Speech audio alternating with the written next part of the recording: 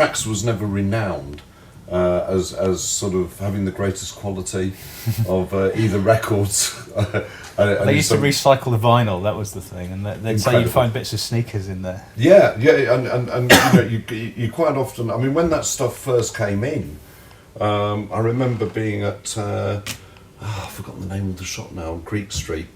Groove, yeah. And I remember there used to be I think it was an old lady called Eileen, Tim Palmer's mum. Used to be the woman behind the counter, real old dear, in a kind of late 60s, selling to all these kids that were coming in, and actually spinning off, all the latest imports. And when this stuff started coming in, nobody kind of really understood what it was all about. You'd suddenly see things coming in like All Shucks, and jacking with the drums or funking with the drums, and it's like, what is this stuff? It kind of, at the time, when you think that a lot of the we were very used to kind of very polished 80s productions, that technically, I guess, we're getting more and more complex with the sort of prelude stuff and a lot of the electronic stuff. And then all of a sudden these what sounded to be almost like home demos in a way, and you're almost thinking, why would anybody put this relatively unsophisticated 8-track stuff? But that's what was great about it. I mean, because I'm an old soul boy and I'm into my Norman Whitfield productions and all that I just didn't really understand it at all. And it actually, where it all clicked and made sense to me is we had a couple of tracks that were kind of okay, and then one night we ended up in Derby, and I think Graham Park was playing at the Blue Note. And it was kind of literally one of those nights where it all suddenly clicked and made sense, because that's all he was playing, and all of a sudden it's like there weren't any bad comparisons being made. It was just kind of all within that kind of that kind of sound, because it did sound kind of unsophisticated at first. If you used to. It was. I mean, for some reason in Chicago and in Detroit around the same time, it was the first time really on the planet that kids took control of making dance music. Yeah. And it was the time when obviously synthesizer drum machines were suddenly vaguely affordable. Yeah. And these kids, the influences that they had, and I think in Chicago what really drove it was there was a really competitive DJ scene, and DJs were really young. You talk to people like Pierre, and he was DJing age 13 and 14, and DJing big parties in your sort of middle teens. And so there's this really competitive DJ market, and people like Frankie Knuckles had sort of brought that New York polish and the disco sound, the sort of the late re-edit disco sound. Yeah. And these kids, they suddenly realised, well, if I just record this drum machine, people will go nuts. And it was as simple as that. And some of those records really were as raw and simple. And they'd sample some of the old disco records that Frankie Knuckles had introduced them to, or introduced their big brothers to. Yeah. And I think for some reason it all came together in Chicago. And there were two labels, there was Trax and DJ International, and they had it sewn up. Yeah. Both of which were...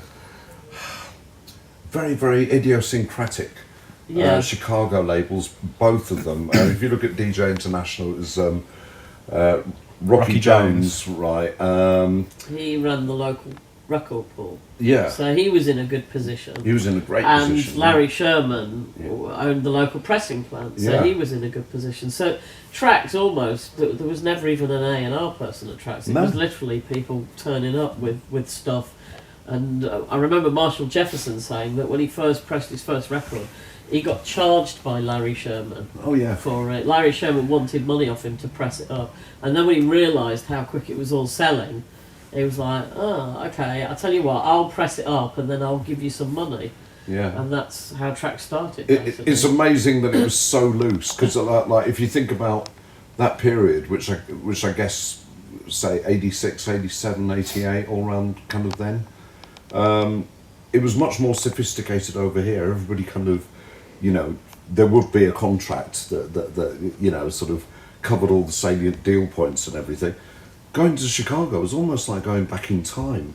They were just young kids who wanted to get laid. They just wanted to have a record because it boosted their DJing sort of ability, and it boosted their getting laid factor. I think when you think about it, it was an amazingly parochial scene. So the kids that were making records there, their ambition was to get either Ron Hardy or Frankie Knuckles to play it, and their ambition didn't stretch beyond that. So when all of these other people started showing interest in New York and Germany and Britain, I bet Larry Sherman and Rocky Jones couldn't believe their luck. I know. Can you imagine it?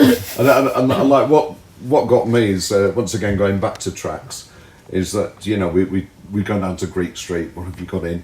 And these very, very basic looking, sort of the nearest thing that they look like were the P&P releases from the from the similar type of mentality, I guess. And we'd look at this kind of, sometimes the cardboard was weird, sometimes it was almost like they got cast off cardboard for this, and the printing on the label was sometimes wrong, and there'd be it had misprinted or whatever, and then you'd finally get the vinyl out and you'd see bits of paper that were actually embedded. Little dimples. Yeah. What's the deal here? It's and I think that was very much Larry's philosophy, and if what I heard was true, I think he used to regrind K-Tel albums, right? So most of those kind of early Trax 12s were like recycled K-Tel things that have been put in a crusher, and they haven't quite got the labels out properly or whatever, and so in many cases the original recordings were flawed. I was surprised at how much better those recordings actually sound on the Trax re-edited project. I guess that must be a technology thing. People must have cleaned them up and. Well, they were cleaned up, and I suppose mastering and stuff. It's all come on a little bit. So I think sonically they probably sound better on there than they did on the original Trax releases. Yeah. But for me, that's kind of part of the charm, because when I first got into collecting records, it was around the time of punk, and I was buying records on Good Vibrations and Small Wonder and all of these little labels, and it sort of it reminds me a bit of that kind of sort of chuck them out and see what happens attitude. It was very much like that, wasn't it? Because you never really knew what was coming out the next week. It was one of the beauties of it, and still to this day, I find it quite hard to chronologically work out what Which was around. Came when. Yeah, because you never knew if they were all imported. I mean, some of those early ones are kind of rare, and I'm pretty sure never came into the UK.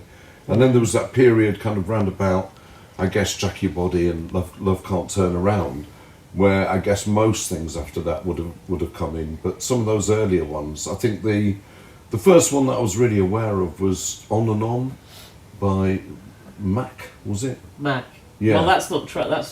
I know it's not Trax, but House. But that was obviously a template for a lot of what they did. There was also another thing, an Italo disco kind of thing, where all the track titles are just the tempo. Yeah. So there's like one called 119, there's one called 116, right. And it is literally just drum machines, and that was massive as well. That was used as a template and got sampled quite a lot. So we're down the line some 25 years after those imports first started coming in.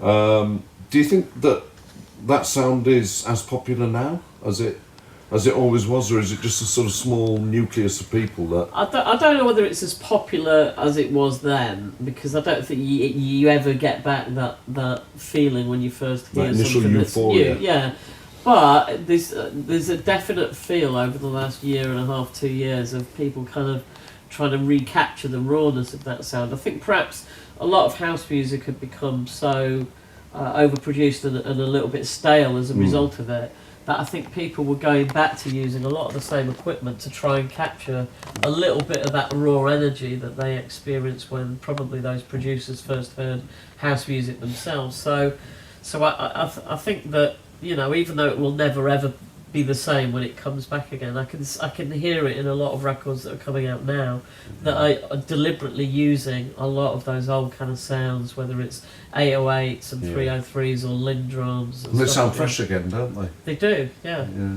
It's both nostalgic and quite refreshing. Yeah, absolutely. And is anybody championing this kind of sound at the moment, or is it very much a sort of private kind of thing between. You know. Well, no, there are a few people. I mean, one of the guys we've got here to interview today, Neville Watson. He's as he'll probably tell you, he's obsessed with original Trax records, original DJ International records, and his sound is very, very Chicago influenced. But then there are other people like Kashmir and whose records never stop sounding like early Chicago records. So there's a mixture of people that have been around forever that have always made quite raw sounding records, and then a kind of new school of people that are you know, getting into that sound. It's good. One of the things that we're hoping to do on this, if I can nail a couple of the people down, as you say, Marshall Jefferson would be great. Because he's very realistic about the whole thing. I think Marshall worked in the post office at the time, and the only reason he stepped into the warehouse was because there was a girl down there that he fancied. Basically, it's just amazing how his career evolved from that. He had no musical leanings at all before that particular night when he went in. And Marshall is basically a heavy rock fan. Yeah, he's still a heavy rock fan. You know, when you talk to him about house music, he goes, well, that's my job. And then, because he's friendly with another journalist I know, John McCready, and John McCready got tickets to see Yes play. Right. In fact, he was reviewing Yes for a magazine, and he told Marshall that he was going, and he brought Marshall with him. Yeah. And he's like, well, what do you think about how? He's like, house music is my job, this is my passion.